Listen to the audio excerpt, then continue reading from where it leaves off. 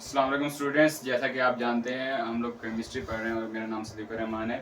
देखिए आज जो हमारा लेक्चर है वो लेक्चर नंबर 3 है और मॉलिक्यूल से रिलेटेड है। हमने इस लेक्चर में डिस्कस करना है वो मॉलिक्यूल की डेफिनेशन होगी, फर्दर उसकी जो टाइप्स हैं हम लोग वो डिस्कस करेंगे और थोड़ा बहुत हम लोग एमडी कैट को भी टच करते जा रहे हैं। तो हमारे पास एमडी कैट से रिलेटेड जो भी क्वेश्चन होगा वो हम लोग लाजमी डिस्कस करेंगे, ठीक है।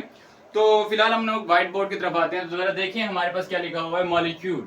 मॉलिक्यूल क्या होता है बेटा? देखिए हमने जब पढ़ा था कि एटम जो है वो स्मॉलेस्ट पार्टिकल था, लेकिन एक बात याद रखें, एटम जो स्मॉलेस्ट पार्टिकल था वो मैटर का था।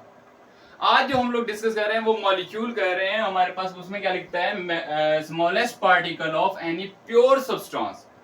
लेकिन मैं इस बात से एग्री बहुत कम करता हूं, क्योंकि बेटा देखें हमने स्मॉलेस्ट पार्टिकल एटम को कहा था और लेकिन हम लोग इधर क्या कह रहे हैं, स्मॉलेस्ट पार्टिकल मॉलिक्यूल को कह रहे हैं। हालांकि मैटर और सब्सटेंस में कोई डिफरेंस नहीं होता। बेटा एक बात याद रखना, यहाँ पे आप लोगों ने एक चीज करेक्ट कर लेनी है कि मॉलिक्यूल जो होता है वो स्मॉलेस्ट पार्टिकल तो है, लेकिन ये हमारे पास फर्दर डिवाइड हो सकता है।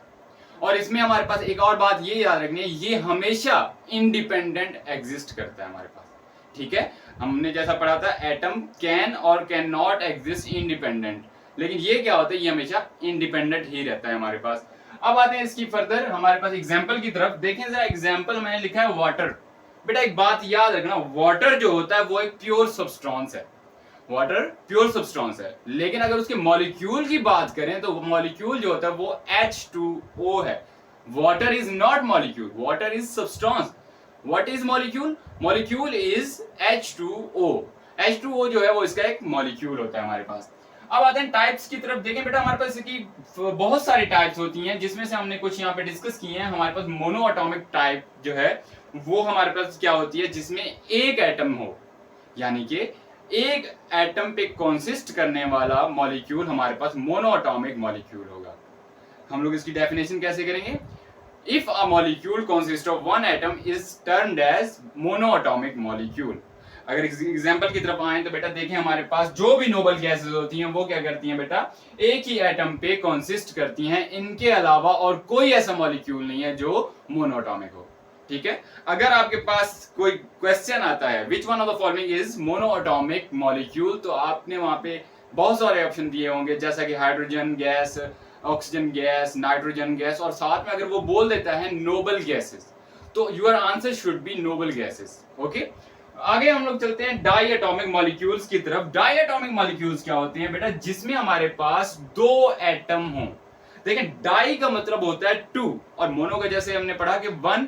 अब हम लोग आए हैं हमारे पास डाई एटॉमिक मॉलिक्यूल की तरफ। तो डाई का मतलब टू, एटॉमिक का मतलब एटम्स।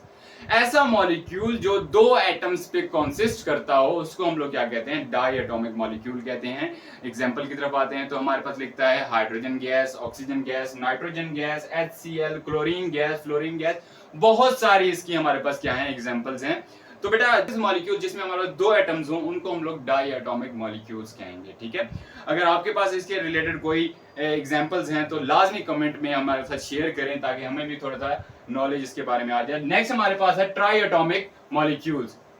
बेटा देखा ट्राई का मतलब क्या होता है? ट्राई का मतलब थ्री होता है, एटॉमिक मतलब एटम्स। तो इसका मतलब इसके नाम से ही जाहिर है कि हमारे पास ऐसा मॉलिक्यूल जिसमें तीन एटम्स हों। जैसा कि हमारे पास एग्जांपल है H2O। देखें इसमें दो H है, हाइड्रोजन है, और एक क्या है, ऑक्सीजन है।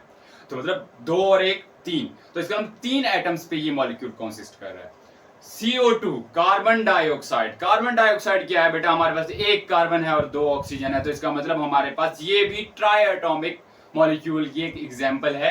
आगे मैंने ETC लिख दिया, तो इसका मतलब एंड ऑफ थिंकिंग कैपेसिटी। इसका मतलब आप लोग खुद आगे कुछ एग्जांपल हमारे पास कमेंट में लाजमी शेयर करेंगे, ठीक है। अब हमारे पास है पॉलीएटॉमिक मॉलिक्यूल। पॉलीएटॉमिक का मतलब क्या होता है बेटा? पॉली मतलब मैनी, जैसे हमने पॉलीमर्स पढ़ा है, जैसे हमने क्या पढ़ा था, पॉलीसैकेराइड पढ़ा हुआ है हमने 9th और 10th क्लास में। बेटा पॉली का मतलब होता है मैनी, और आगे लिखा हो एटॉमिक। एटॉमिक का मतलब एटम्स, यानी कि मैनी एटम्स पे कंसिस्ट करने वाला मॉलिक्यूल्स हमारे पास क्या होता है, पॉली एटॉमिक मॉलिक्यूल होता है।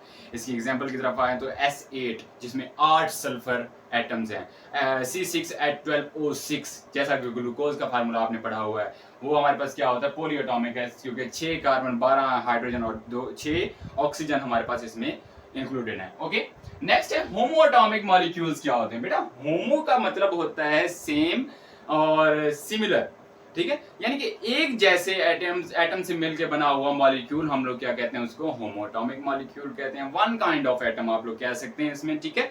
तो जरा देखिए, गौर फरमाएं, हमारे पास क्या लिखा हुआ है? H2। H2 का मतलब क्या होता है? जिसमें सिर्फ और सिर्फ हाइड्रोजन एटम्स ही बॉन्ड बना रहे हैं, तो इसको क्या कहेंगे हम लोग? होमो एटॉमिक मॉलिक्यूल कहेंगे। फर्दर देखें, S8। S8 में क्या है? हमारे पास 8 सल्फर के एटम्स हैं। जब 8 सल्फर के एटम्स होंगे तो इसका मतलब ये क्या है? हमारे पास होमो एटॉमिक मॉलिक्यूल है, क्योंकि इसमें सिर्फ हमारे पास क्या है? सल्फर के एटम्स पाए जाते हैं। नेक्स्ट एग्जांपल, O2, ऑक्सीजन के एटम्स हैं इसमें। O3, इसमें भी ऑक्सीजन के एटम है लेकिन 3 है। और नाइट्रोजन गैस में हमारे पास क्या होता है? N2, जिसमें हमारे पास सिर्फ नाइट्रोजन के एटम्स पाए जाते हैं। आगे हमारे पास है हेट्रोएटॉमिक मॉलिक्यूल्स, या क्या होते हैं बेटा? देखिए, हेट्रोएटॉमिक मॉलिक्यूल्स जो होते हैं वो हमारे पास जिसमें डिफरेंट काइंड्स ऑफ एटम्स हो। इसी तरह हम लोग इसको थोड़े से अलग नाम से भी मैं आपको बताता चलूंगा, इनको हम लोग फर्दर क्या कह सकते हैं, इनके असल नाम क्या होते हैं, ठीक है। तो इसमें हमारे पास एग्जांपल की तरफ आते हैं तो HCl, H अलग एटम है और Cl अलग एटम है, डिफरेंट एटम्स हो गए। तो डिफरेंट एटम्स पे कंसिस्ट करने वाले मॉलिक्यूल को हम लोग क्या कहते हैं? हेट्रोएटॉमिक मॉलिक्यूल कहते हैं, क्योंकि बेटा हेट्रो का मतलब डिफरेंट ही होता है। H2SO4, इसमें देखें 3 टाइप्स के हमारे पास क्या हैं? एटम्स हैं। H भी है, सल्फर भी है, ऑक्सीजन भी है। तो इसमें हम लोग क्या कह सकते हैं? डिफरेंट टाइप्स ऑफ एटम्स पे कंसिस्ट करने वाले मॉलिक्यूल को हेट्रोएटॉमिक मॉलिक्यूल कहते हैं। फर्दर देखें तो हमारे पास क्या लिखा हुआ है? HNO3, इसमें भी 3 तरह के एटम्स हैं। तो इसमें हमारे पास क्या कहेंगे? ये भी हमारे पास क्या हुआ? हेट्रोएटॉमिक मॉलिक्यूल हो गया। तो बेटा मैं आपको एक थोड़ी सी इंफॉर्मेशन देना चाहता हूँ। होमो एटॉमिक मॉलिक्यूल्स को हम लोग क्या कह सकते हैं और हेट्रोएटॉमिक मॉलिक्यूल को हम लोग क्या कह सकते हैं? बेटा एक बात हमेशा याद रखना, मॉलिक्यूल की हमारे पास 2 टाइप्स होती हैं। एक को हम लोग एलिमेंट कहते हैं और एक को हम लोग कंपाउंड कहते हैं। आपने 9th क्लास में पढ़ा था चैप्टर नंबर 1 में कि एलिमेंट वो होता है, वो मॉलिक्यूल होता है जिसमें हमारे पास सेम काइंड ऑफ एटम्स हों। एग्जाम्पल हमने पढ़ी थी हाइड्रोजन गैस की, ऑक्सीजन गैस की। तो बेटा इसमें हमारे पास होमो एटॉमिक मॉलिक्यूल्स को हम लोग एलिमेंट भी कह सकते हैं। ओके, फर्दर हमारे पास जो है हेट्रोएटॉमिक मॉलिक्यूल को क्या कहते हैं? बेटा याद करें, हमने पढ़ा था कंपाउंड। कंपाउंड में क्या होते हैं? डिफरेंट काइंड्स ऑफ एटम्स होते हैं। तो इसका मतलब हमारे पास मॉलिक्यूल की हेट्रोएटॉमिक मॉलिक्यूल को हम लोग क्या कह सकते हैं? कंपाउंड्स भी कह सकते हैं। Got it? नेक्स्ट हमारे पास है बेटा MD-CAT से रिलेटेड, क्योंकि हम लोग MD-CAT का कोर्स भी थोड़ा थोड़ा साथ साथ लिए चल रहे हैं। तो हमारे पास इसमें एक क्वेश्चन आता है, बहुत दफा रिपीट हो चुका है, H2 is an example of. अब बच्चा देखता है हमारे पास होमो एटॉमिक लिखा हुआ तो जल्दी से वो उसको टिक कर देता है। बेटा ऐसी गलती आपने नहीं करनी। ऑप्शंस को आपने बिल्कुल सही तरीके से पढ़ना है और कंप्लीटली रीड करना है। कैसे बेटा?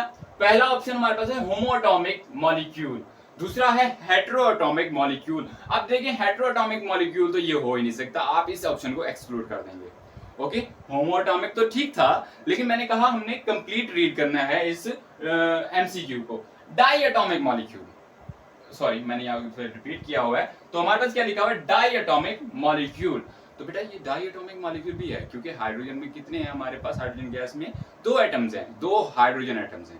तो इसका मतलब ये डाई एटॉमिक भी है और होमो एटॉमिक भी है। तो हम लोग दोनों ऑप्शंस को सिलेक्ट कर सकते हैं, जो कि डी ऑप्शन में हमारे पास मौजूद है।